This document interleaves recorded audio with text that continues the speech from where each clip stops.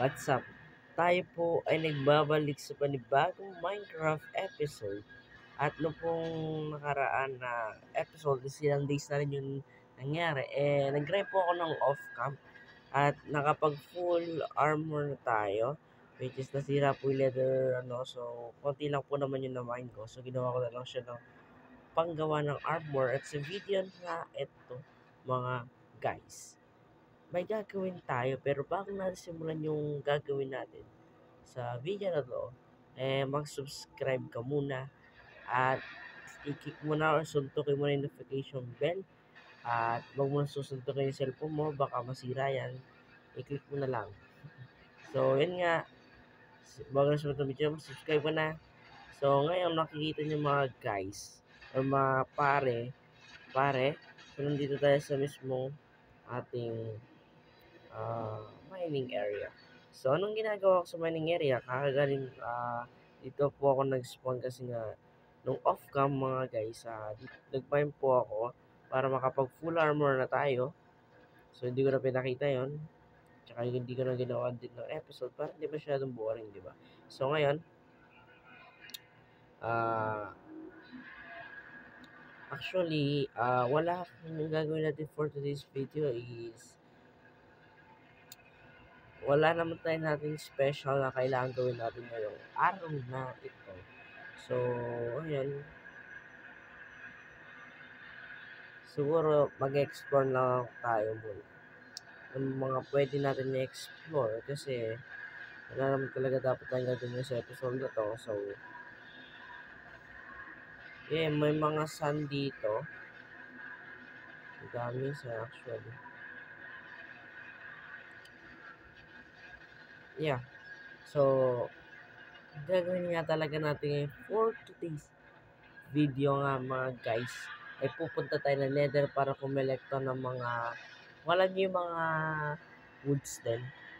So kukunin natin yung mga yung warpet yata. So yun yung kukunin natin for today's video.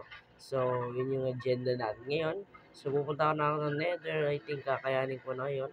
Pero bago natin gawin yun, siyempre, basta-basta pwede pumunta ba doon sa nether kasi napakasakit ng mga nandun. Kaya kailangan natin mga guys ng mga blocks. Opo, kailangan natin ng mga blocks na doon, papunta doon kasi medyo delikado. So, pero bago natin gawin yon, bago tayo sumugod sa nether, kailangan natin muna magdala ng mga kailanganin natin papunta doon. So, syempre dahil kailangan din po natin ng mga kagamitan ating gagamitin doon. So, ito yung cobblestone gagamitin ko. So, pwede din 34. Yan, so, mga hindi ko kailangan lalayo ko muna dito. Para hindi masyadong maraming ang ating dinadala. Lalayo ko na muna dito yan.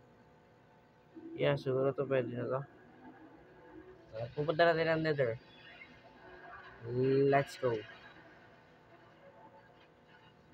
We are here na nga mga guys dito sa mismong ating nether. So ngayon, may ginawa ako dito ano yan. Alam ko may ginawa akong daanan. So ito, may ginawa akong daanan dito. Tapos nakasarado to kasi sabi ko diba, napakadelikado kapag nilabas mo siya. So, ayun, kukolektang aray. Ayun na nga. Sinasabi ko delikado pa. Diba napakadelikado. Sinasabi ko. Sinasabi sa inyo napakadelikado. Lang. Ayaw ko lang bumalik. Kain na lang tayo siguro ng food. May lang. May tagawan ako dito, di ba? May tagawan ako. So ngayon, eat na tayo. Di ba sabi ko sa inyo guys, napakadelikado kapag pumupunta ka na dito. Kaya dapat yung mga kinakailangan mo na nandito eh. Okay, may torch na ba? May torch na ka dito. Okay. Napakadelikado guys kapag pumunta ka na dito, dapat ready. Handa ka palagi sa bakbakan.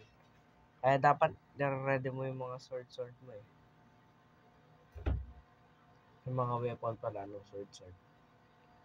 Yeah. Crush lang tayo. Madami kasi maps dito as in case, kaya dahan-dahan lang tayo. Ayan, meron dito. Para may content protection tayo sa mga maps.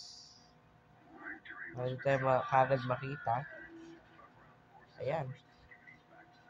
Ngayon, kukolektahin na natin to kasi kailangan ko rin yan. Pwede pang build yan para maganda ng pang build eh. Kukolektahin natin to, sunod na mid natin. Yan. Tapos yung mga nandun po, kukolektahin natin to pa. Kailangan di tayo pwede lumayo-layo eh. Yung mga dito lang yung kukolektahin din natin. Napakadelikado kapag lumayo pa tayo. So, dito lang ang dami-dami na yun. Diba?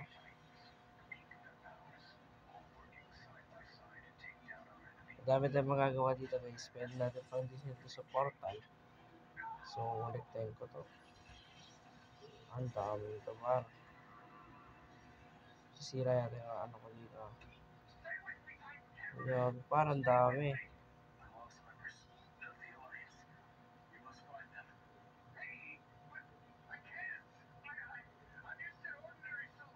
Yan. 46 na yun. Ang dami naman nun. Yan, ang dami nun. Hindi pa nga ubos. So, kapag inubos ko yan, uwi-stock ko talaga. Ito. Yan, hindi ko naabot siya. So, I think, pwede na to. Pag-design lang naman sa portal. So, babalikan ko kayo pag nasa overworld tayo. Let's go. Ngayon guys, designin na po natin yung mismong lugar ng nating nether portal. So, ngayon, gagawin ko lang na design is simple lang. So, ito lang yung tatapaw ko. Yan. Siyempre, design lang naman to. So, siyempre, medyo maganda. Yan. Takpan natin yan. Pero gagamitin natin yung spot na yun. Siyempre, dyan pa rin tayo talaga mag-cover. So, tatakpan lang natin. Siguro ito, hindi ko nabibigyan. Kasi, pero bibigyan ko lang kasi nabigyan ko na rin naman. Tatakpan ko lang yung mga yan. Para at least, may konting design yung ating portal.